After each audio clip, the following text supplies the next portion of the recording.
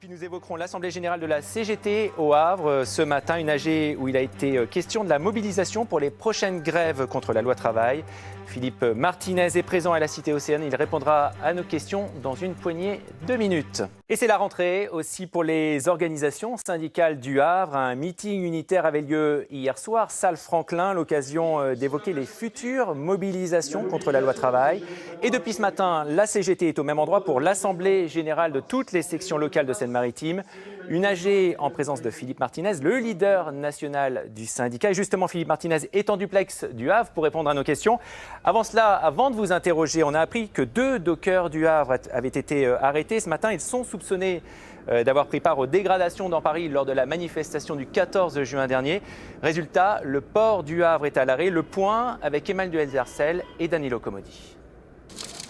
Le port du Havre totalement arrêté dans toutes ses activités et des pneus qui brûlent au pied du bâtiment du Grand Port Maritime. Telle a été la réaction ce matin des dockers et des ouvriers portuaires en signe de solidarité après l'interpellation tôt ce matin de 2 dockers par les services de police de Paris.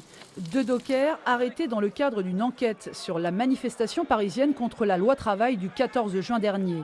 L'un d'entre eux était déjà passé le 27 juillet dernier devant le tribunal correctionnel de Paris et avait été relaxé. En attendant d'en savoir plus, ferries et paquebots de croisière sont pour l'instant bloqués au Havre, les écluses et le trafic conteneur aussi. Philippe Martinez, bonjour. 2 arrestations Bonjour. Le jour de votre venue. Est-ce que c'est de la provocation ? Je crois que je m'associe d'ailleurs aux protestations de mes camarades dockers. C'est pas de la provocation, c'est une attitude revancharde qu'on connaît depuis un petit moment.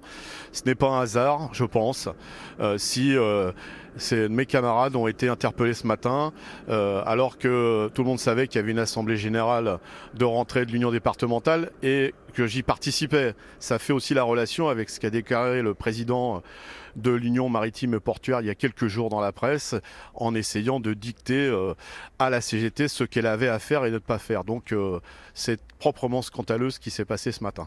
On va parler maintenant de l'Assemblée générale, si vous le voulez bien. Qu'est-ce qui ressort de cette Assemblée générale ? Est-ce que vous sentez que vos troupes sont prêtes à repartir au combat en ce début d'année ?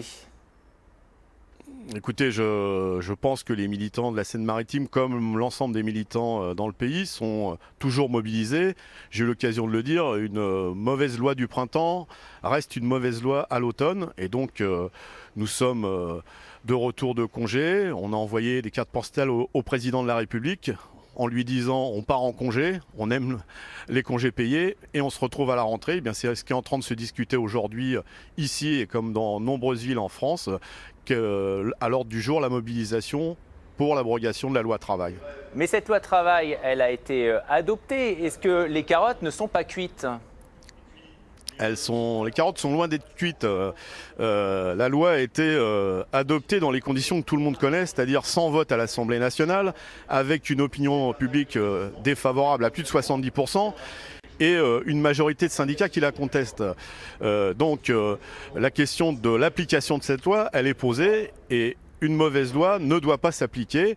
Donc nous restons mobilisés au niveau national et nous resterons évidemment mobilisés dans les entreprises à partir des revendications des salariés. Il y en a beaucoup, hein.